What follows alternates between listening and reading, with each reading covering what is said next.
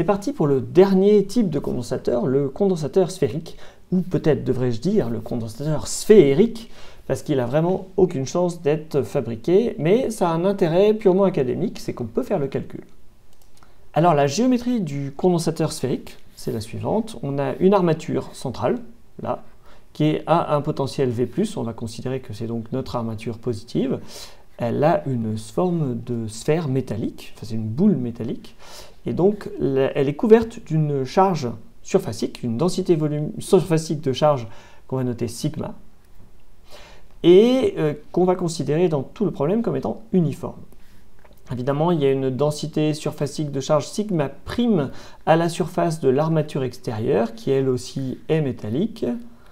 Comment représenter ça fort logiquement avec des cheveux? Rassurant tout. Voilà, donc sigma prime. Et on va appeler le rayon intérieur un truc de fou R1, le rayon extérieur un truc de fou R2. Qu'est-ce qu'il faut rajouter? Oui, que sigma prime n'est pas égal à moins sigma.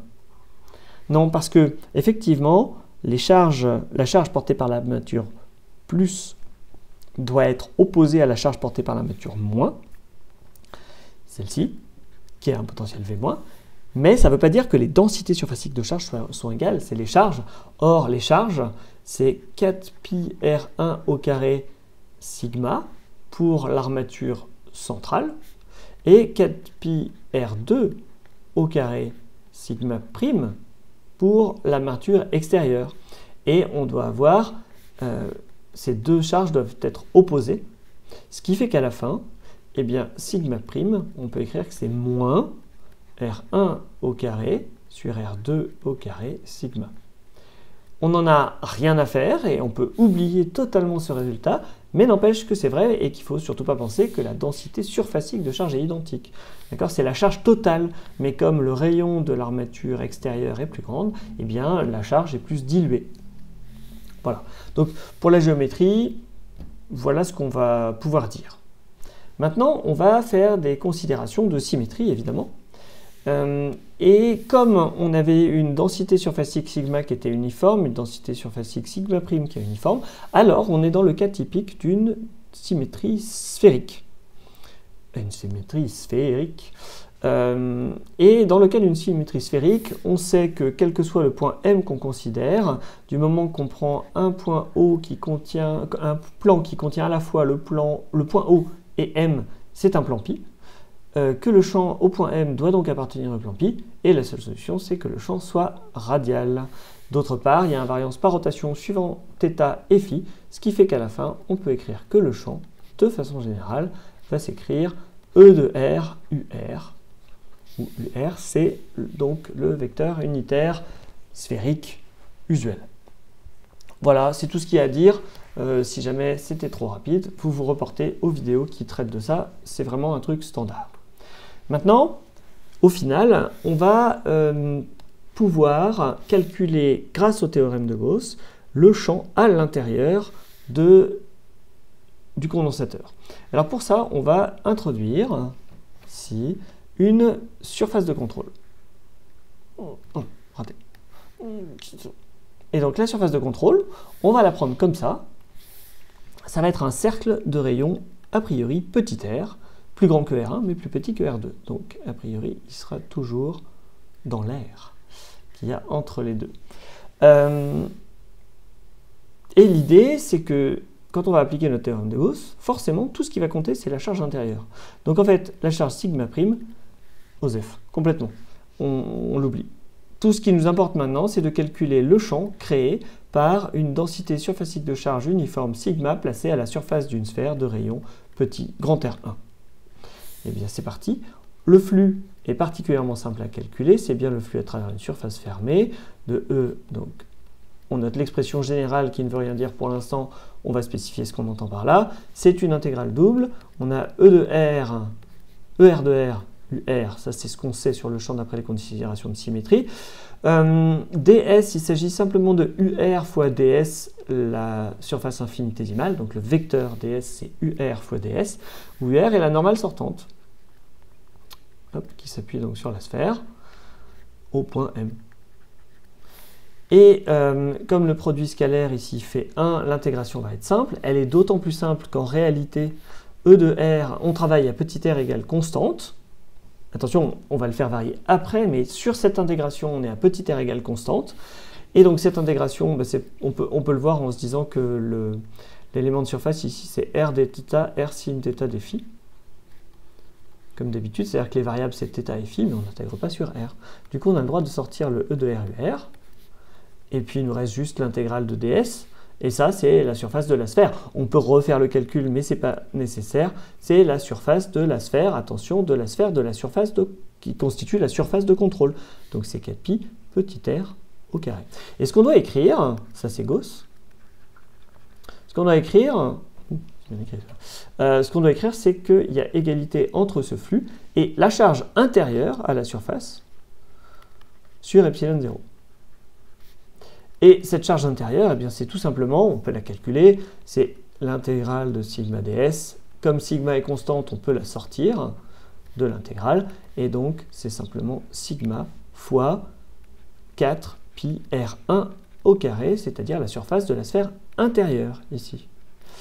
Et donc, quand on va égaliser les choses, ça va nous permettre de trouver que ER de R, c'est égal à sigma R1 au carré sur epsilon 0 R2. Et donc on a un champ qui décroît en 1 sur R2 quelque part. Alors, rien de surprenant ici. On a juste un... On pourrait l'écrire aussi. Si on prend la charge intérieure c'est 4pi sigma R1 au carré. Ce serait Q1 sur 4pi epsilon 0 R2.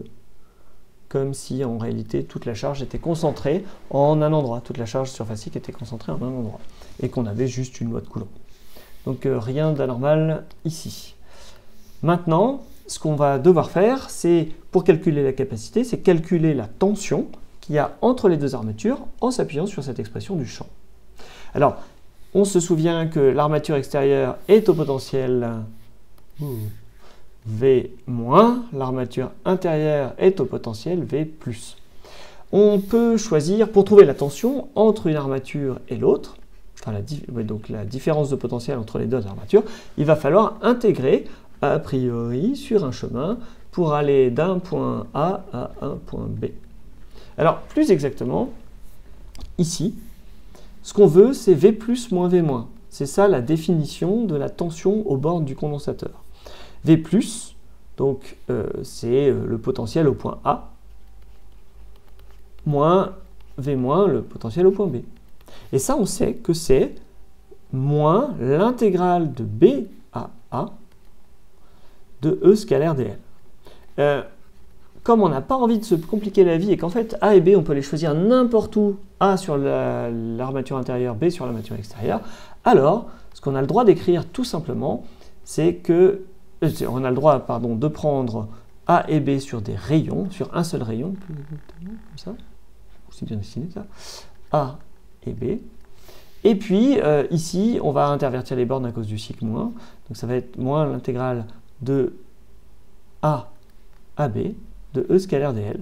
Et on est ici fort heureusement sur un chemin, on l'a bien choisi en se mettant sur un rayon, sur lequel on va pouvoir écrire que dl c'est dr UR. Ce qui fait qu'au final, cette différence de potentiel s'écrit l'intégrale. Alors cette fois-ci, à partir du moment où on écrit que dl c'est dr UR, on a spécifié la variable sur laquelle on a intégré, c'est petit r, et il n'y a que lui. Et donc, on va intégrer de R1 à R2. E scalaire dl, donc ça va faire ER de R fois dr. On a fait le produit scalaire du R qui est contenu dans le champ vectoriel E et du R qui est contenu dans l'élément dl. Du coup, on reprend notre expression précédente. On avait donc sigma R1 au carré sur epsilon 0, R2, ça c'était pour le ER de R. Sigma R1 au carré sur epsilon 0, comme c'est des constantes, on les sort de l'intégration. Il nous reste juste l'intégrale de R1 à R2 de 1 sur R2 dr. Alors, une primitive de 1 sur R2, c'est moins 1 sur R, parce que quand on dérive 1 sur R, ça fait moins 1 sur R2. Donc si on dérive moins 1 sur R, ça fait bien 1 sur R2. Ce qui veut dire qu'on peut simplement écrire que la tension, c'est ça, moins 1 sur R pris entre R1 et R2, c'est-à-dire sigma R1 au carré sur epsilon 0 fois, donc 1 sur R1, pardon, oui, ici 1 sur R1 moins 1 sur R2.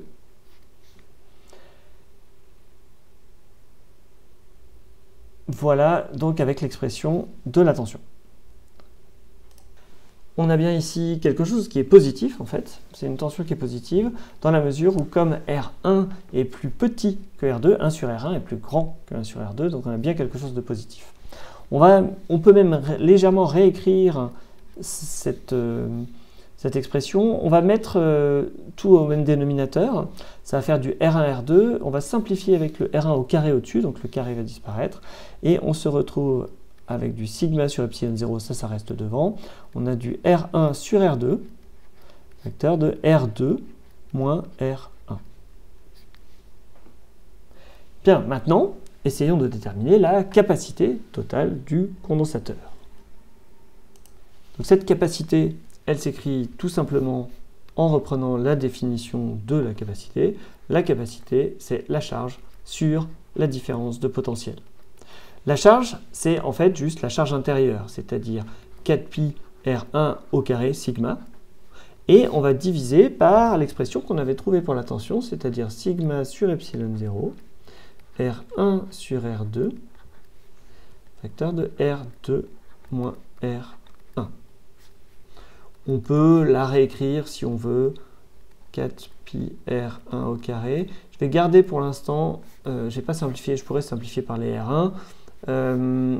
Éventuellement, on va garder un R2 ici, R1, facteur de R2 moins R1.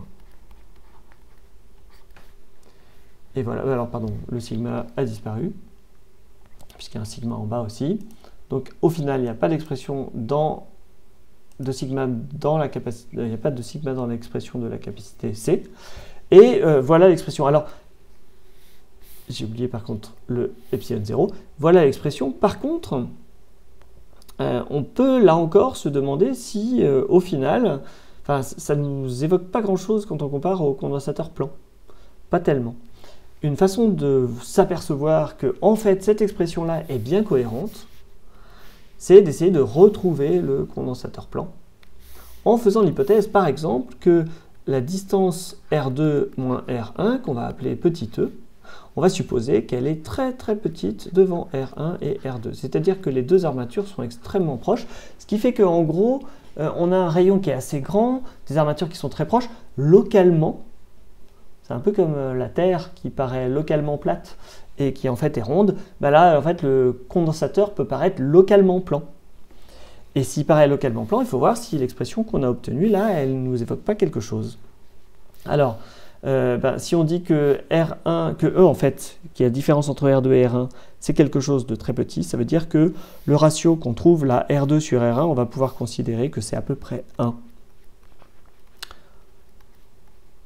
C'est à peu près 1, parce que c'est R1 plus E sur R1, donc c'est à peu près, c'est 1 plus E sur R1, donc c'est à peu près 1. Et donc notre capacité, ce qui va nous rester, c'est du 4pi R1 au carré, ça je le garde sous cette forme, parce que je reconnais en réalité la surface de l'armature, qui est à peu près la surface des deux armatures, vu que les R1 et R2 sont très proches. On a du R2 sur R1, et ça on va considérer que ça vaut à peu près 1, et puis il nous reste l'épaisseur ici, entre l'épaisseur du condensateur, donc la R2 moins R1, c'est-à-dire qu'on a bien quelque chose qui est à peu près égal à S epsilon 0 sur E, et ça c'est l'expression qu'on avait trouvée dans le cas du condensateur plan.